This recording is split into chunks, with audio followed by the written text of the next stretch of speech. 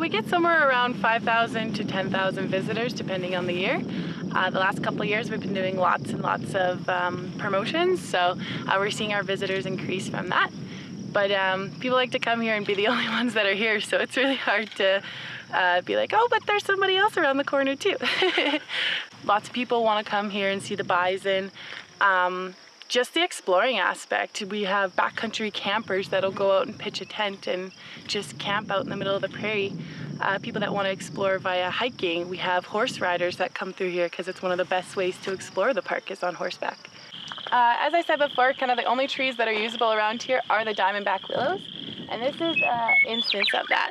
This is one of the oldest corrals we have in the park. And it was actually used by the 76 Ranch when they came through. And so after the bison were gone, and the Native American tribes were kind of cleared out of the area, this became a huge ranching area.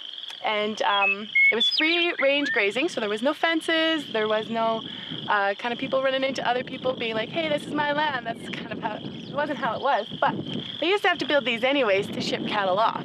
So the 76 Ranch had well over 10,000 head of cattle, and cowboys would just run with these cattle, move them when they're done grazing a certain area. It was very, very open range. Where Walt Larson used to live, and he was the first guy to sell land to the park. He sold us a lot of sections. I want to say 50, which is about 10,000 football fields in length. He owned a lot of this area. And it's to him that we owe the prairie, because he grazed it and he used it the way it should be used instead of breaking it up. And it's why it's the way it is today. Still pristine prairie. So these are his buildings. Used to be ice shack. That was the kind of the house over there, the most recent one. These bales that we have set up here are part of our Explorer program. So it's a program for kids where they can come out and they can do a bunch of activities and then bring it back to the visitor center, and we kind of give them a reward for doing it. So it kind of gets them out on the landscape a little bit. This is one of the more intact teepee rings that I can show you in the park now. We have over 12,000 of these in the park. So we know that they were in the area, that's for sure. Something this big would sleep 10 to 12 people. Their door was always facing east for when the sun came up. And they're always on plateaus like this because they can see the bison coming up the valley over there. They can see the Northwest Mounted Police coming up the valley over here. And interesting enough, this one right here is something that our archaeologists looked at, and it actually has, if you can see, it's got kind of like a double ring. It's almost like there's an inside one and an outside one. And she thinks that it's because they used to put a canvas on the outside and a canvas on the inside to create a layer of insulation, actually showing that they, you know, back then they needed that extra heat and they knew how to do it. It's called the sound of the prairies, the crickets in the wind. They're constant. You can constantly hear them. Early in the morning you'll hear the birds, but we have many, many different songbirds.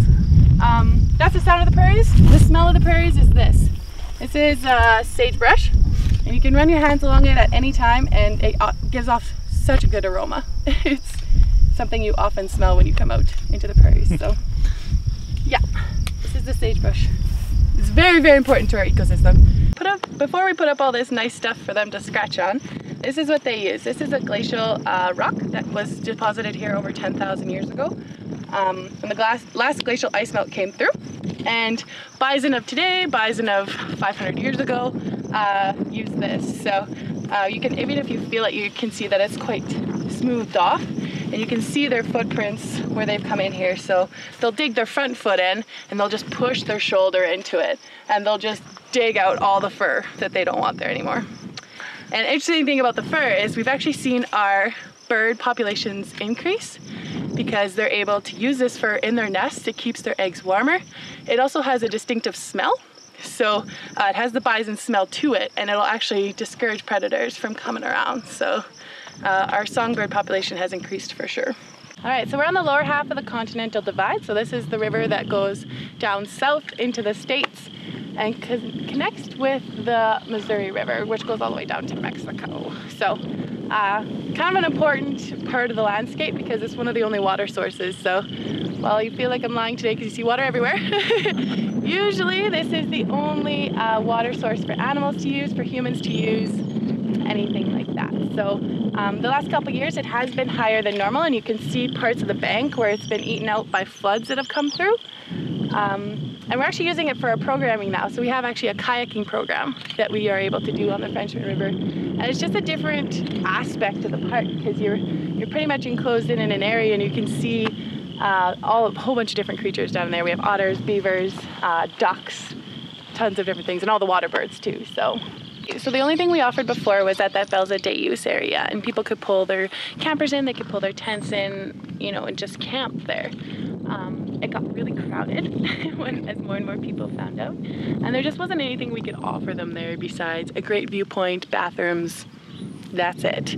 So, and I mean, we're a national park. We wanted to step up our game a little bit, and this was many, many years in the making, this project. So, yeah, it's the Frenchman Valley Campground. The main reason they use this area is it was a disturbed area. So this field back here and then well into the half of the campground here was disturbed. So it wasn't native prairie. It had invasive species in it. So we're like, hey, it's kind of a perfect spot to build it. The other thing is that they wanted to build it in an area that you couldn't see when you looked out on the landscape. So you didn't see this place till you rounded the corner, right? So you can go up on that hill and look out that way and not even see down here. You'll see when we go further down as well that when we get to the buildings, you can't even see the campground. So it's kind of in a perfect spot. We also offer teepee camping on the far side. And this whole fenced area keeps the bison out, and it actually goes right down to the river. So if anybody wanted to camp further back in there, you can do that as well. Camp in the teepee, and then we have a $10 upgrade so that we can provide you with cots, sleeping bags, a lantern, that kind of thing. It's part of the glamping concept, so you can just kind of get your stuff together and just come, and we have somewhere for you to be. And it's a really neat opportunity. It's the exact same way they do it back in the day.